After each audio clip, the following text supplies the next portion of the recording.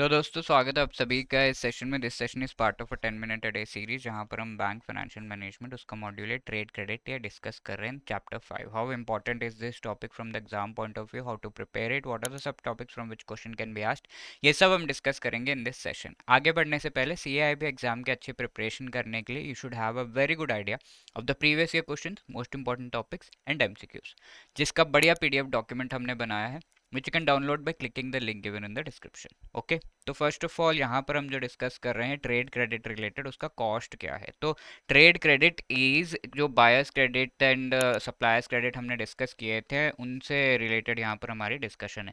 तो यहाँ पर हम ये देखेंगे कि किस तरीके से हम चीज़ों को बाय कर सकते हैं, किस तरीके से हम यहाँ पर इंटरनेशनली जब बायर ये जो गुड्स ट्रांसफ़र होते हैं, तो बाय करते हुए if he requires some money, यानी कि इंपोर्ट के लिए सम मनी रिक्वायर्ड है, तो वो क्रेडिट प्रोवाइड किया जा रहा है as part of the buyer's and supplier's credit. तो सप्लायर अगर इंडिया में है एक्सपोर्टर, तो अपने साइड से अगर प्रोवाइड कर रहा है that is the supplier's credit, buyer खुद ही अरेंज कर रहा है तो that is the buyer's credit. इस तरीके से तो ये ट्रेड क्रेडिट का कॉस्ट कितना है, क्योंकि ये जब लोन अरेंज किया जा रहा है then some interest amount has to be paid in addition to this. तो ये इंटरेस्ट अमाउंट कितना है, कॉस्ट कितना है, तो this is related to the 6 months LIBOR rate. तो नेशनली अगर हम देखें इंडिया में सारे interest rate mostly repo rate या गवर्नमेंट का ट्रेजरी बिल जो 3 मंथ्स का है या 6 मंथ्स का है उसका उस के यील्ड से इक्वल होता है। ठीक है, तो इस तरीके से सेट किया जाता है। तो इंटरनेशनल स्टैंडर्ड्स ये हैं।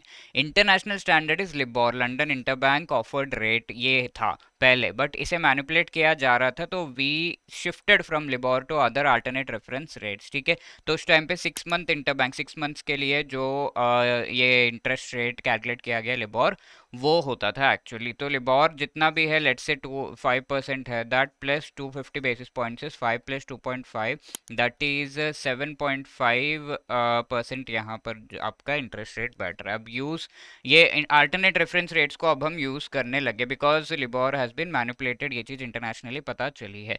तो जो भी new foreign currency trade credits यानी कि लोन्स दिए जा रहे हैं in terms of foreign currency, तो उसमें यहाँ 250 से 300 बेसिस पॉइंट्स कर दिया गया है, जो भी हमारा अल्टरनेट रेफरेंस रेट लिबोर था पहले, अब अल्टरनेट रेफरेंस रेट जो भी यूज़ करेंगे प्लस 300 बेसिस पॉइंट्स यहाँ पर आपका इंटरेस्ट रेट होगा, जो भी न्यू ट्रेड क्रेडिट है। एग्जिस्टिंग ट्रेड क्रेडिट जो लिबोर बेस्ड थे, उन पर आप अगर ARR में शिफ्ट करते हैं तो that would be 350 basis points extra. ठीक है, तो इस तरीके से जो एग्जिस्टिंग है, तो यहाँ जो भी कॉस्ट लग रहा है, इंटरेस्ट रेट जो चार्ज किया जा रहा है, that includes all in cost, यानी कि everything, arranger fee, upfront fees, management fees, handling, processing charges, out of pocket, legal expenses, सब कुछ है।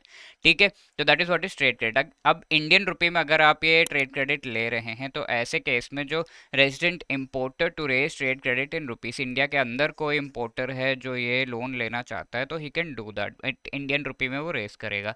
तो import of all the goods except gold, ये जो ट्रेड क्रेडिट है वो लिया जा सकता है। यहाँ पर नॉन कैपिटल गुड्स है तो 1 ईयर या ऑपरेटिंग साइकिल टाइम पीरियड है, जो हम पहले भी देख चुके हैं। कैपिटल गुड्स अगर इंपोर्ट करें तो 3 ईयर्स तक का लोन उसे मिल सकता है।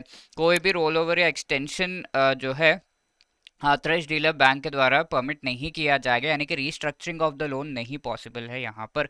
Authorised dealer category 1 bank 50 million का जो इक्विवेलेंट पर इंपोर्ट ट्रांजैक्शन जो है, ये लोन प्रोवाइड किया जा सकता है।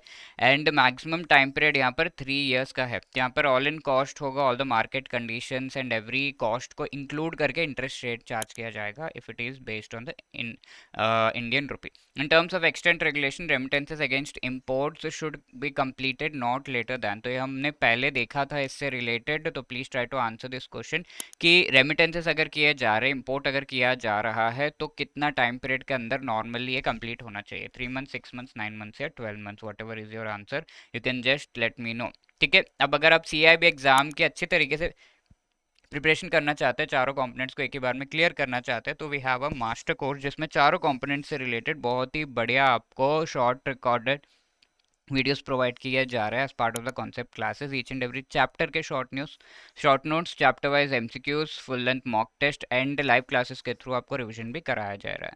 CIB75 is the code that you can use to get 75% discount. इस कोर्स का लिंक आपको डिस्क्रिप्शन में मिल जाएगा। If you have any other queries, call us on this number और drop a mail at hello@edutab.co.in। Wishing you all the best.